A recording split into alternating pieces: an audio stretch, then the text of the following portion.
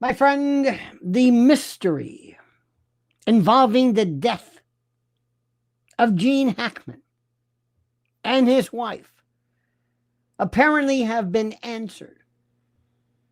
And there seems to be no evidence of foul play. As I told you, there was absolutely nothing to make me think that or to make you think that.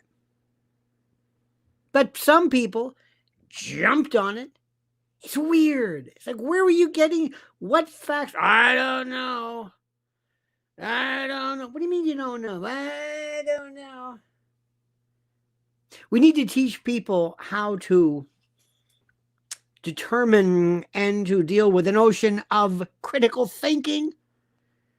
Just like some people, somebody emailed me and said, I think, the Charlie Kirk thing you're reaching, would you have gone on the inaugural show for Gavin Newsom?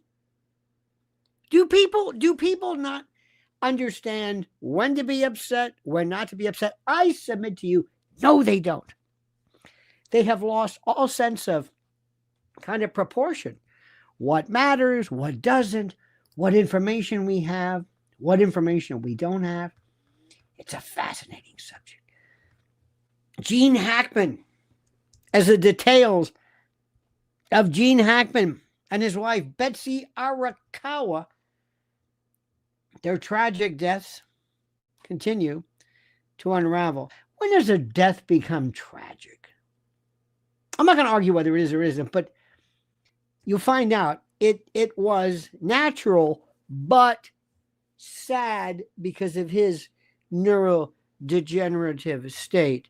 But the deaths continue, the facts to unravel. The story emerging from their Santa Fe home is nothing short of haunting.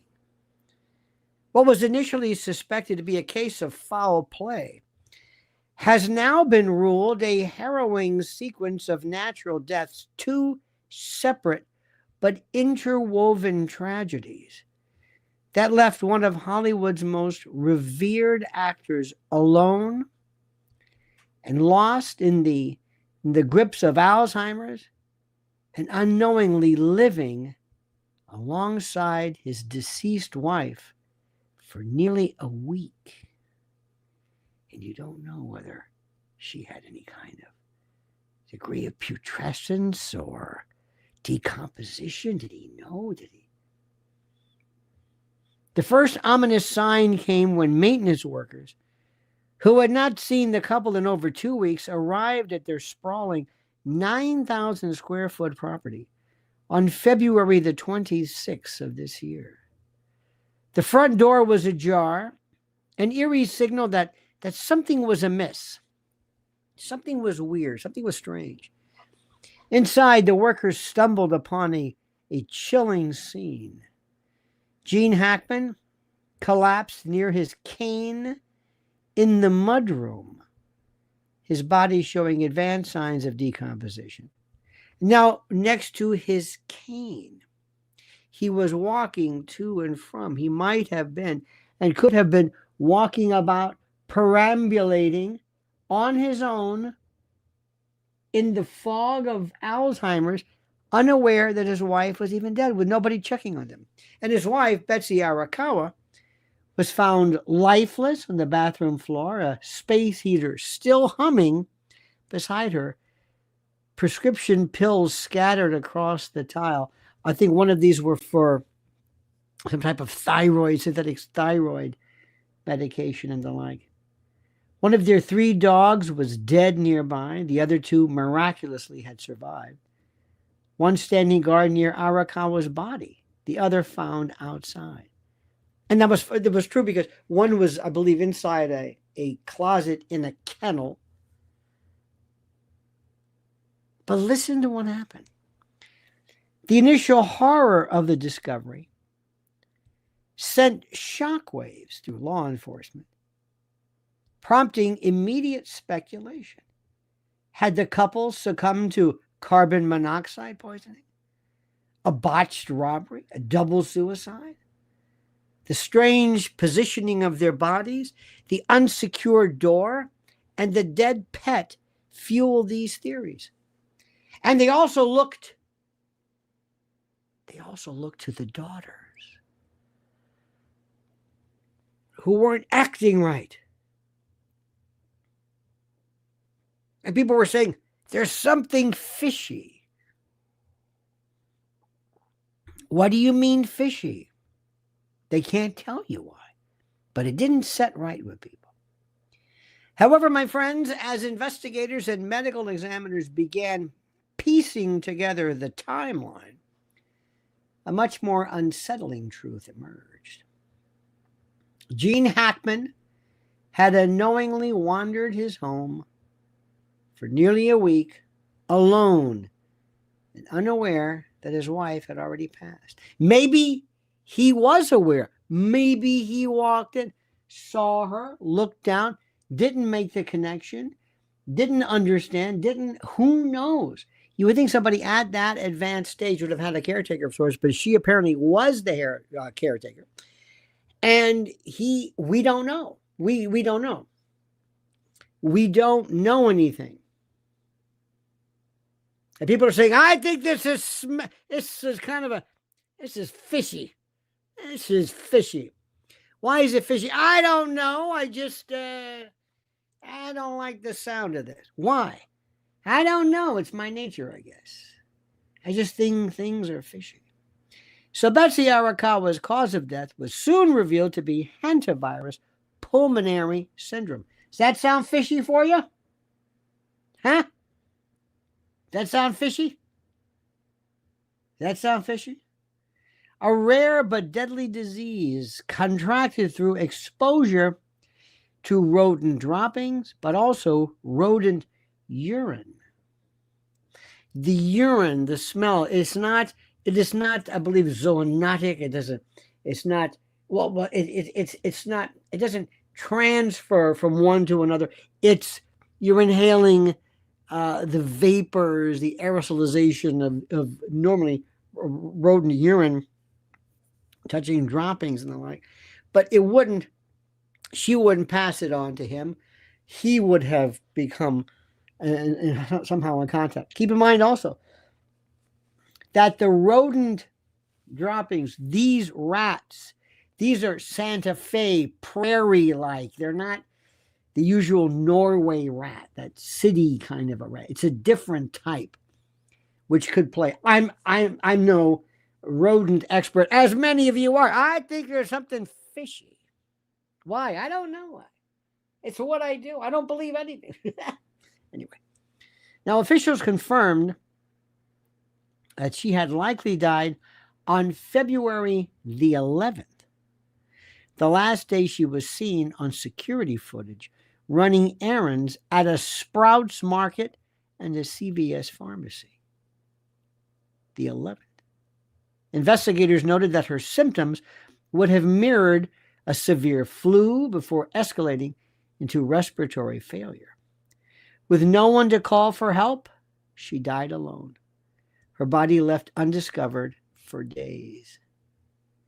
As for Gene Hackman, the details of his final days paint a tragic picture as well. His death, estimated to have occurred on the 18th, was attributed to hypertensive atherosclerosis, cardiovascular disease. The Oscar-winning actor had a long history of heart complications, 95, by the way, including previous cardiac surgeries and multiple heart attacks. 95. His pacemaker recorded an abnormal rhythm on February the 17th, signaling his body was failing.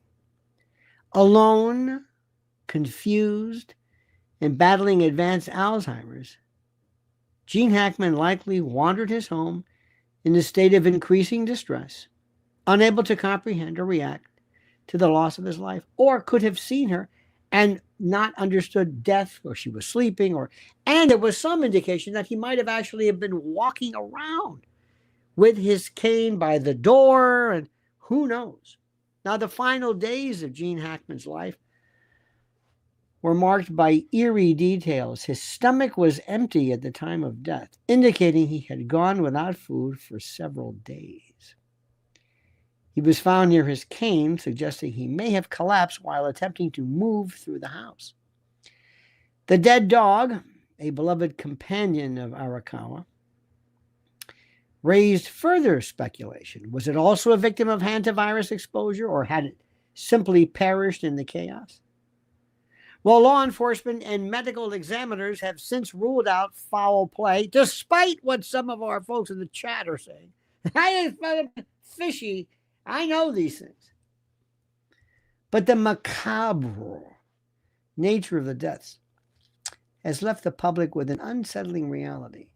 An elderly man, once one of Hollywood's most powerful and commanding figures, unknowingly spent his final days in solitude, surrounded by the fading echoes of a life that had already slipped away, and his wife near him, but he didn't know. We don't know. We think. Gene Hackman, as you know, was revered for his roles in French Connection, Superman, Unforgiven. The movie Scarecrow he made with Al Pacino, where I got my name Lionel from. The Conversation. Remember, John Cazale, who played Fredo, was in Godfather 1, Godfather 2, The Conversation, Deer Hunter. I think was another one. All of the movies he was in were just classics. There's another one too, perhaps. He had largely retreated from public life after retiring from acting in the early 2000s. He and Arakawa, a former classical pianist, led a reclusive existence in their Santa Fe estate, prioritizing, it seems, privacy over the glitz and glamour and schmaltz of Hollywood. Their love story spanned over 3 decades, was one of quiet devotion. But in their final days, that very isolation may have sealed their fates, their separateness from the world. Now, hantavirus, as many of you know, because you are experts in this, and I know you are because I know how you are. But hantavirus, and this is redundant, so I'm going to say this anyway, for those few who don't know. But hantavirus, though rare, is particularly deadly, with a high mortality rate and no known cure. New Mexico sees only a handful of cases each year, making Arakawa's infection an unusual and cruel twist of fate. How she contracted it remains a mystery, perhaps from cleaning an infested area of the house or unknowingly coming into contact with contaminated surfaces. How did they know this? And you would know this. You would know this because you are experts in this. I realize this. But how much of the mummified, decomposed body would remain or would retain enough of the information to allow testing for hantavirus? So I know you know this. I know you know this. But I don't know. The virus, as you know, is transmitted through aerosolized rodent droppings, urine as well. It's known for its rapid and severe effects, making early medical intervention crucial and critical. Unfortunately, isolated as she was, help never arrived in time. And as more details emerge, the haunting elements of their deaths continue to grip public imagination, as it does ours. The concept of Gene Hackman trapped within the fog of Alzheimer's, existing in a home filled with silent loss. If you think about it, it's really nothing short of, it's almost like cinematic, but in a noir way. The couple's bodies found partially mummified due to Santa Fe's dry climate add an almost, I don't know what the word is, gothic layer to this unfolding narrative. And beyond the Hollywood tragedy, if you think about it, their deaths underscore broader themes. the fragility of aging, the risks of isolation, not having people around you, and the terrifying unpredictability of a disease like hantavirus. Think about this. In this world that celebrated Gene Hackman for his commanding presence, the reality of these final days is sad, stark, dark. A man who once ruled the silver screen. I was watching this morning, as a matter of fact, an old inside the actor's studio. Gene Hackman was, I think, the 100th interviewee, and Dustin Hoffman was the 200th, and they roomed together in New York. Dusty. And he lived with Gene Hackman and his then wife, like on 106 in Amsterdam or something. They were, and he was, and he wanted, they wanted him to kind of leave because he, they were a married couple. And he said, look, I've got somebody you can stay with, somebody I know. And it was Robert Duvall. These were the three that hung around. And they said Gene Hackman and Dustin Hoffman, they were at the, I think it was a Pasadena Playhouse or something. And somebody said, you will never amount to anything. You have no talent. It's something, isn't it? Isn't it really something? So sad, so sad. This lost soul, unknowingly and unwittingly awaiting his own demise. Who would think that happened? As of March 7th, today, officials continue their investigation, reviewing security footage and cell phone data to refine the timeline. Yet, my friends, I think you know this, despite this really, these grim circumstances, there's one thing remains absolutely clear. Gene Hackman and his wife Betsy's final chapter of life is haunting. Isn't it something? A tale of fate and love, the eerie silence of a home where they wanted seclusion. And it might have been the seclusion that theoretically could have killed them. Because had they been around people who could have helped, who could have done something, maybe something would have changed. Maybe something different. Maybe something. I don't know. So sad. Let's take a brief interruption. Listen to this. Listen up, patriots. Just because Donald Trump is back doesn't mean the chaos is over. The world is on edge. Listen carefully. Weather disasters, supply chain failures, labor strikes, economic sabotage, and let's not forget, the radical left is in full meltdown mode. They're not used to losing, and desperate people do desperate things. Capiche? So listen carefully. What happens when the food trucks stop rolling, when grocery store shelves go empty, when power outages leave you in the dark with nothing? You must act now. Prepare. Go to preparewithlionel.com and save $100 on the 3-month emergency food supply. Delicious, nutrient-packed meals that last 25 years. This is not an MRE. This is the world's premier survival food, except no substitutes. If you don't prepare now, you'll regret it. Once disaster strikes, the FEMA lines will be miles long. Will you be standing in them, or will you be safe, ready, and in control? Time is running out. Supplies are vanishing fast. So go to preparewithlionel.com now before it's too late. I'm always fascinated by death. I always have been. The focus of it, the process of it, the evidence of it, what happens when you're dead, how you die, putrescence, putrefaction. I never understood when I was a kid, why did they decompose? Why? Well, because they're dead. Yeah, but what happens when they decompose? What? Okay, what does your heart pumping have to do with why doesn't decomposition take place now? I didn't understand this as a child. I understand it better now. Nobody wants to talk about this. There's certain things we don't talk about. Did you ever notice this? We don't ever talk about these things. We don't talk about bodily functions, elimination. We don't particularly care for that. That's gross.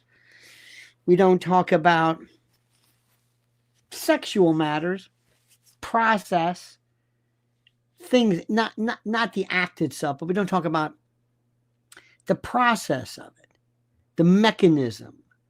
You know what I mean?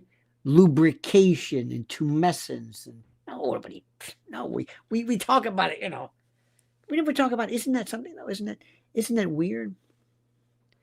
The other day, I don't know what I do not know what it was. It was on YouTube or no, I don't know what it was. And there was this symphony of dogs in the middle of the act. And I thought, what is the difference about what they do and what humans do? By the way, quick joke. Guy's looking outside with his kid. Two dogs are getting on.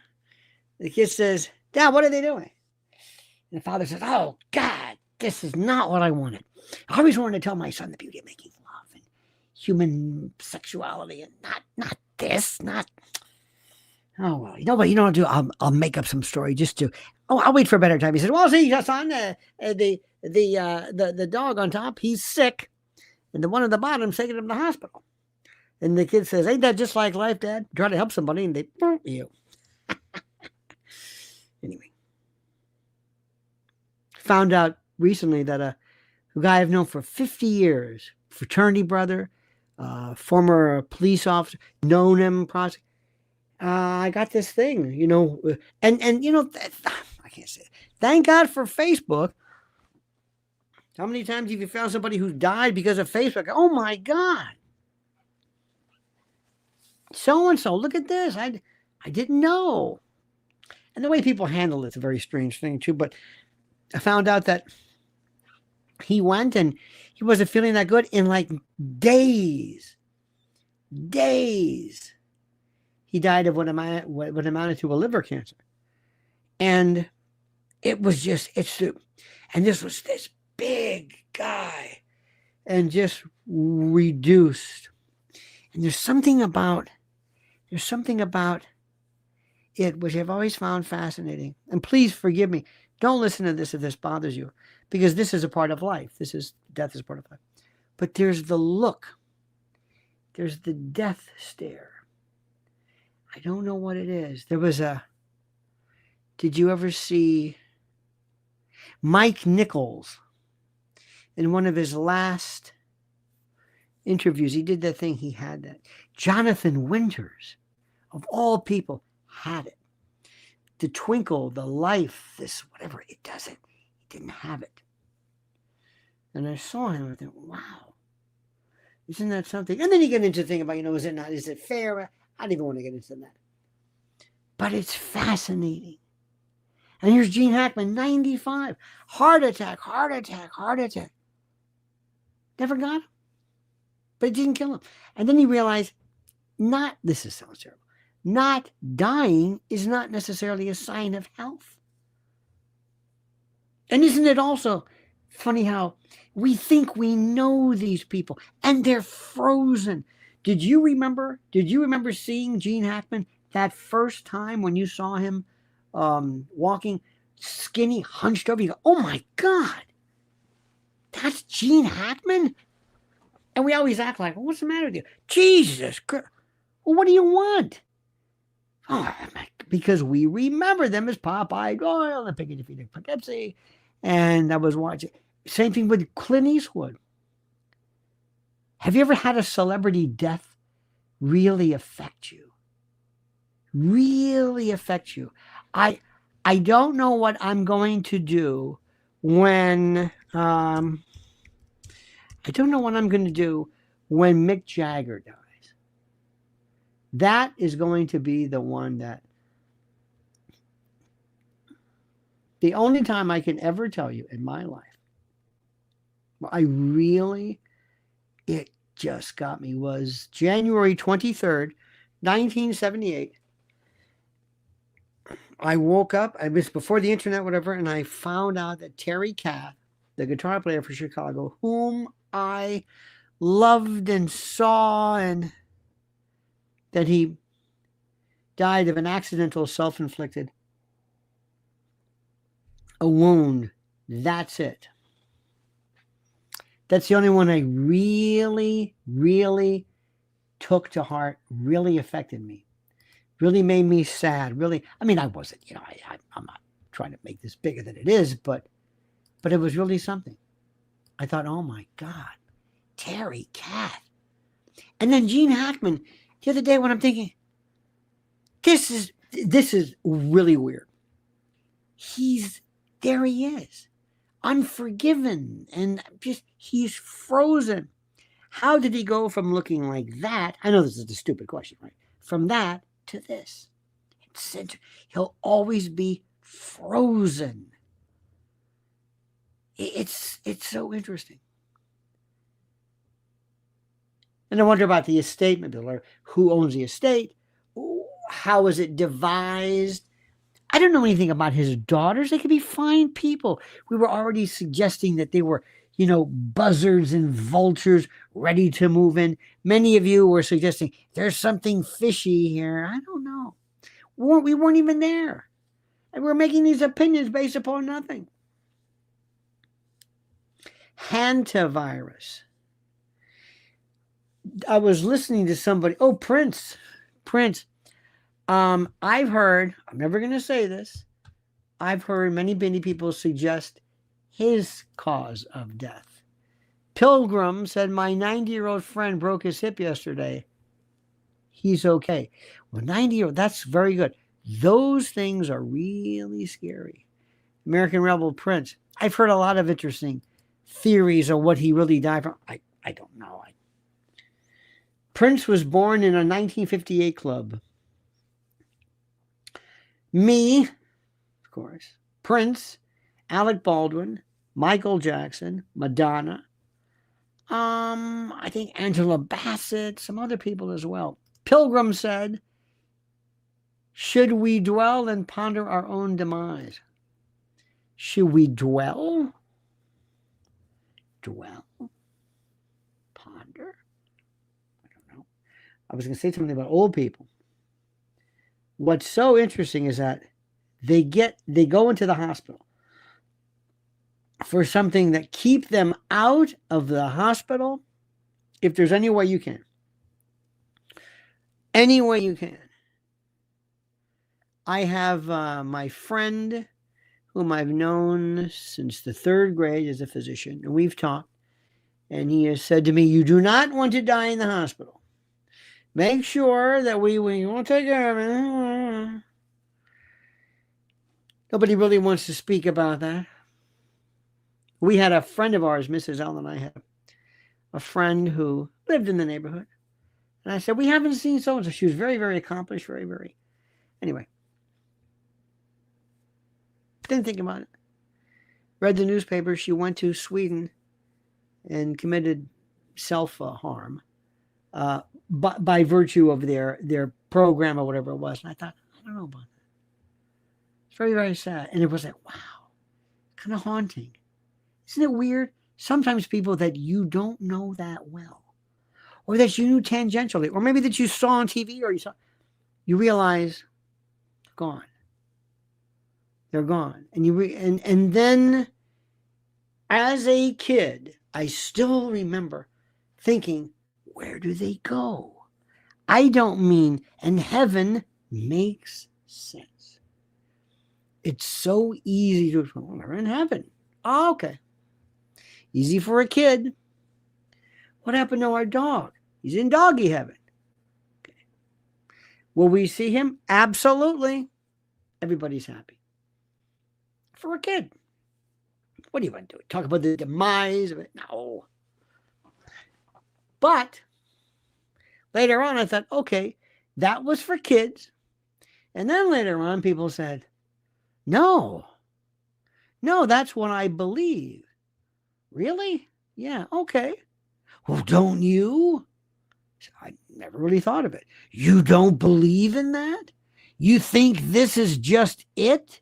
It's my favorite. You think this is just it? I mean, just it. This is pretty good. No, that's not what I mean. You think it's just over? Other religions do. Well, they're wrong. How many times have you heard people say that? Do you think that's it? There's no purpose? You mean that's it? My father had a friend one time. We were one of the greatest lines he said. He never realized how funny it was. They were talking about cremation. And he said, cremation. He said, I don't know. Cremation seems so final. I love that. You mentioned before, should you ponder death? There comes a time when your friends, it happens, you hit a particular age of the conveyor belt, it happens quite a bit. I remember my friend Jerry Wexler, when he was 90 something, he says, whoever told you that getting old was great was crazy. I thought that was funny. Wooden Banjo Boy. Thank you, sir. We love to talk about death in a very, I always stay away from it. Stay away from it because people really don't want to talk. I stay away from most topics. Israel, Middle East, death, politics, religion, diet, anything. Because when I get into arguments with people. And they say, I said, do you really want to talk about it? I said, no. Why? Because you're not going to like what I say. I don't understand this. You don't want me asking the questions I ask. I said, okay, let me give you an idea. Do you believe that we are sentient, that we like now say, I know where I am. I'm sitting at this desk and it's a Friday. I got my woozy, I got my fan going, I got my sweater. I'm here. Hey there. So do you think that it's like that? Do you think so? Why not? Okay. What if you die early, very, very early, stillbirth or miscarriage? I think you're a human. What is your status? Will you see? Will someone see you? Will they recognize you? Or will there be this sentience? I ask these questions. When Gene Hackman died, at what state will he be in heaven? The Popeye Doyle Gene Hackman or the 95-year-old Gene Hackman? Big Dick says, Uncle Lenny, this is Big Dick from Chicago. Here, live forever. Thank you. I appreciate that. We're not going to live forever, and we can't live forever. You don't want to live forever. It's not in the cards to, quote, live forever. There's no, it is as unnatural as anything. I told you the book that changed my life, Sherwin Newland's How We Die. Victoria Newland's father. Fascinated me. Fascinated. I remember one time when I was a kid, my parents were very, very good about death. I've never had a death, sex, anything. They always acted like, no reaction. They never got upset. And the first dead person I saw was my great aunt's husband, Valentine. Great guy, loved him, and he was a really good egg. Anyway, died. So my mother said, "We're going to go see him. We're going to go see him." I had no concept. I was young. I said, "What do you mean we're going to go see him? We're going to go see him at the funeral home." See him? Yeah, he's there. Yeah. But he's dead? I didn't understand any of this. And she said, yes, we'll show you. It's very calm, very matter of fact. So we were there and I thought, oh my gosh, this is interesting. She says, touch him, touch his. I'll never forget it. So I said, oh, it's kind of goes, yeah, he's dead. That's his body. That's his, it's kind of, later on somebody called it a spacesuit, which I kind of liked. And she said, check the door. I said, what do you mean? She said, see if anybody's coming. Why? So she took out all this stuff. She had like a mass card. She stuck that in the thing. She had like a medal and she stuck that in there.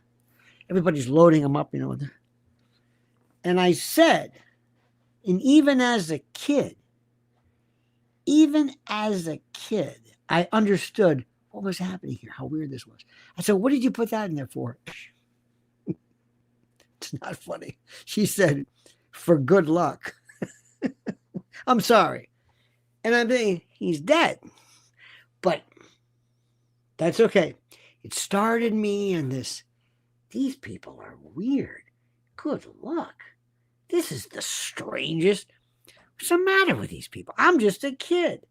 Then the one that freaked me out more than anything, it just was, I forget who it was. It was somebody who died with glasses on in the casket. Glasses. I was whatever. I can never gauge my age when I think that some event took place and I was 8 or 10. I was 13. Who knows? But I do remember this happened. I don't know what year it was. And my mother was very, very odd sense of humor. I said, why is he wearing glasses? I'm serious. And she never said, that's a stupid question. She said, well, because people will recognize him. And I'm looking around here and I'm saying, what do you mean recognize? You mean they would come here and say, who's this? The name's on the door, got the card, all of his family's here. I mean, when you see somebody take their glasses off and they clean them, you don't say, hey, who are you? That only worked with the, Clark Kent. I'm Clark Kent. I'm Superman. I'm Clark Kent. I never. Something I said, you won't recognize him. He said, well, he always wore them. I said, didn't wear him to bed. He's dead. And even then, I realized, and I'm not kidding you when I say this, I realized these people are weird. I don't get it. I don't fit in here. Don't they think this is the oddest thing ever? They don't recognize him. He's got glasses on. He's got a suit. Well, maybe I can see the suit, but I don't. It's the weirdest. And later on, what I found, I remember the first time we went, right around that time, whatever that time was in my life, I don't know, 5, 10, whatever my age was, somebody had a baby. And I think we went to the hospital or did something. That blew my mind. Where did it come from? What do you mean? And my mother goes, you know where it came from. I said, no, I understand the process, but this plus this, and we have a human. Wow. That's the wildest thing I've ever heard in my life. How did that happen? How? Blew my mind. And then she said, what are you so upset? I said, that's what we should be freaking out. Not freaking out. That's the thing that amazes me. It's not the death. Death wasn't much of a, it was interesting in terms of the process, but I didn't understand why isn't that, where did this come from? This baby. 1 minute it's like, I saw, she's got a big belly and I never understood it. Never understood the whole thing from a kid, death, birth. And I thought, okay, so I never thought anything of it. I thought maybe I thought really serious. I thought maybe there's something wrong with me. I don't get it.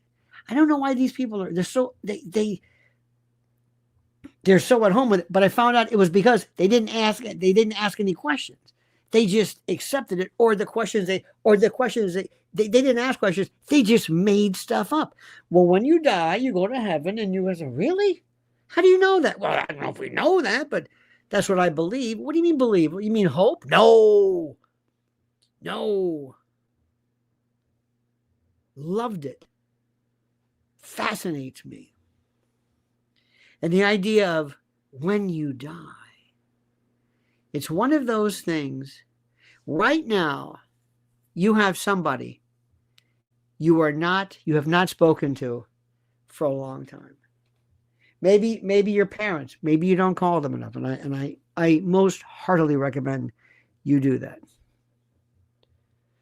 I, of course, like most people, if you could live your life again, I don't put this into there. I don't really go into the regret thing, but I would do things differently. I say I would be far better as far as saying, I'm here, I love you, click, that sort of thing. I think it makes a lot of sense. But when you don't talk to your parents for a week,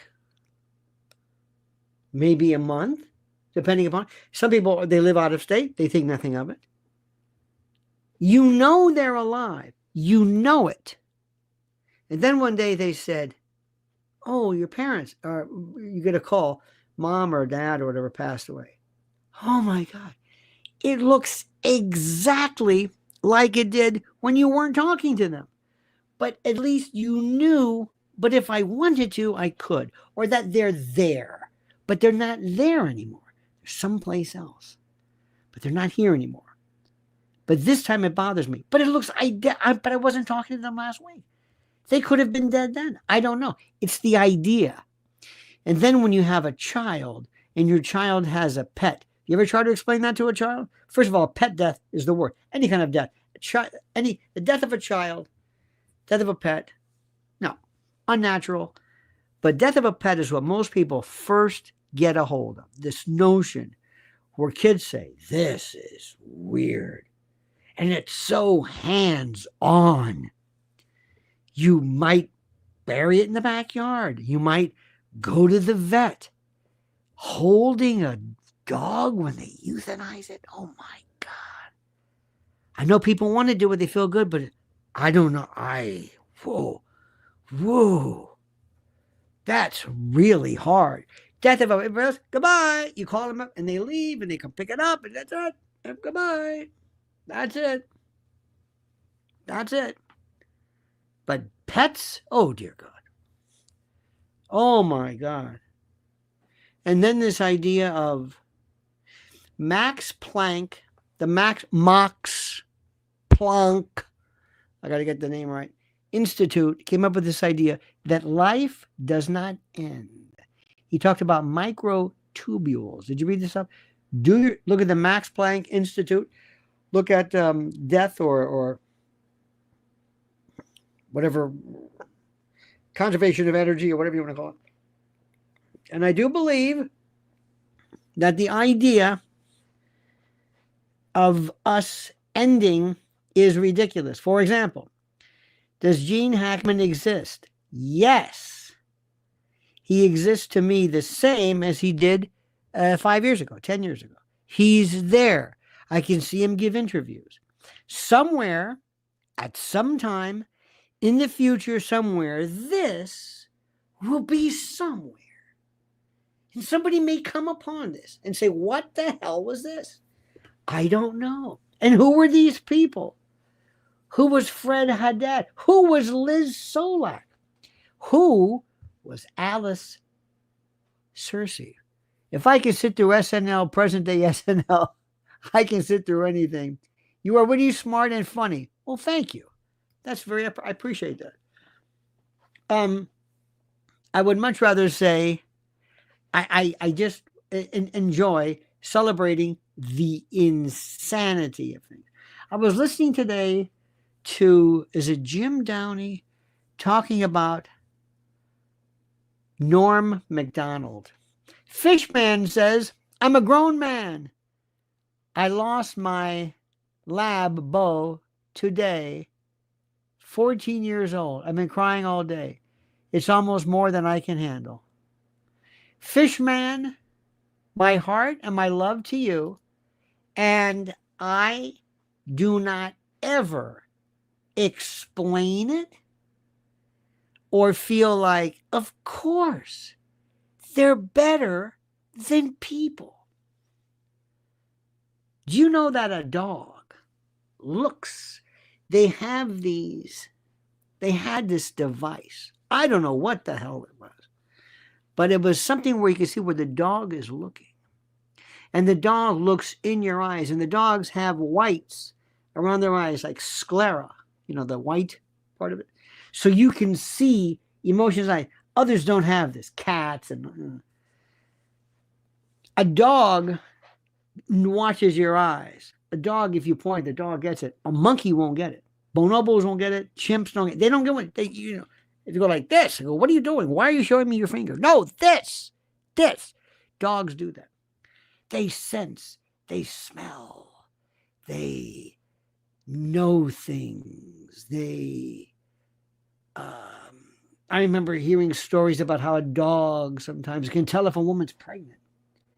She'll come up and put the dog's head on the belly of the mother, like picking up things, scents, smells, acids, ketones in your blood, indicating PTSD, depression, anxiety. They're incredible. Oh my God. And it doesn't matter what kind of dog it is.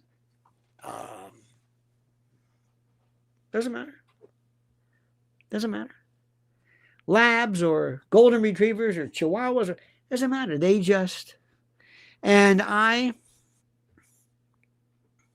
cannot say enough about how I think they are just incredible. And I always have, why do you think that we are so great? Why we're at the top of the food chain? Why? What's so special about us? Think about this. You feel this, my friend. You cry if you want. You cry. You look at the toy. Oh, thank God we got pictures. Thank God you got pictures. Thank God you coming home and that the way they hear. I love that. They know keys. They know a car. They know a door. They know stuff. It's, oh my God. You're going to get me crying. They're just beautiful. And then we only get them for short, and we even give them dog years. I don't even know how that's about. It's like we compacted it. Well, he's 7. Why don't we just say he's 83? No, it's dog years. And there's a, I want you to watch, I think it's called, have you seen Dodo World? What's it called? Dodo? Is it Dodo? There's one I like called Dogumentary. We don't have any dogs, but I love dogs. I love this. I love dogs the way I love golf. I love to talk about golf. I like to watch golf. I don't want to play golf. But it's called Dodo.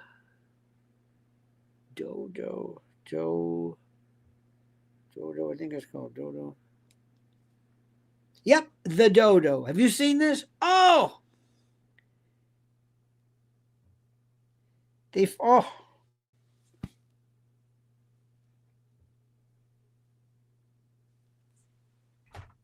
Beautiful. Oh. Don't look at this, my friend. The Dodo. Oh, the dog that they find in the pound that's been abused, and he's afraid, and kills me.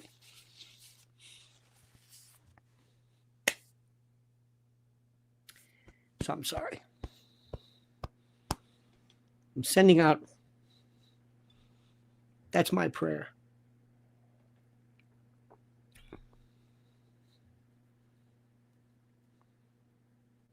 This is a great show, isn't it? This is a great show. Anywho, everybody okay? Everybody okay? Everybody all right?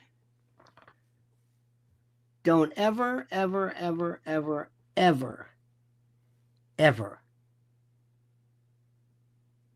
do I say this? Run from your heart.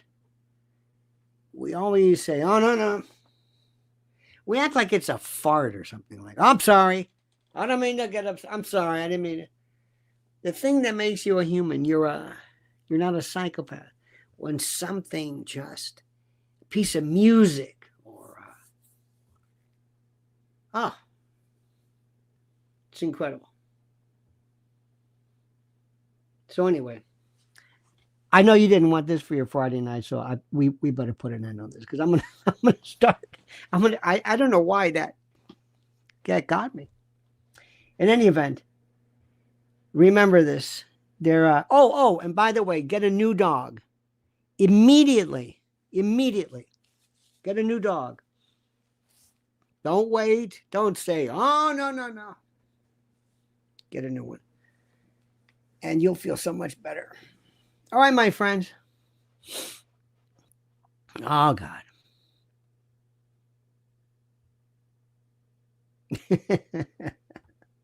We went from hantavirus. This is not funny. That's not funny. It's not funny at all. It's not. Believe me. Believe me. But what are you going to do? All right, my friends. Thank you. I didn't mean to bring everybody down. Fishman, I love you, brother. We'll think of Bo for you. Alice Cersei, thank you. Big Dick Daniels, I know while I'm breathing. Oh my God, I didn't know. Nothing like an eructation in mid breathing. Wooden Banjo Boy, thank you. Pilgrim. American Rebel, thank you. Check with us, okay? Would you promise, Fishman, tomorrow when we get, whether it is, just check in right away. Let us know how you're doing. Let us know how you're doing. Get a new one. Get a new one. Get a new one. I'm telling you. You will immediately take that love from Bo and... All right, my friends. Have a great night. Sorry for the... just hits you. Cut Up Chatter says, I've loved so many. You're a sweetheart. Oh, thank you. But every now and then, it's like something just comes, it just hits you. It's like, where the hell did that come from? But you know what? It's like, that's the part. It's like, here. It's your heart. It's the thing that makes you who you are. Don't ever run from it. All right, my friends. Have a great and glorious day. Thank you so much. We'll see you in the morning, whenever we can. Got some good stuff on, I tear Charlie Kirk a new one. What a phony. What a phony. And what else did we do? Oh, Ricky, baby Gerald says, I come for the freeform logic, but it's Uncle L's humanity that keeps me coming back. Oh, baby Gerald, thank you. There is humanity. You have no idea. Sometimes I don't think people, what really just is the stuff Mrs. L talks about. Last night she was at this event. She goes to these events for, one is these